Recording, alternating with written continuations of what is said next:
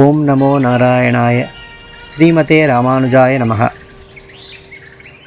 பேணிச்சீருடை பிள்ளை பிறந்தினில் காணத்தாம் புகுவார் புக்கு போதுவார் ஆணொப்பார் இவன் நேர் இல்லை காண் திருவோணத்தான் உலகாளும் என்பார்களே.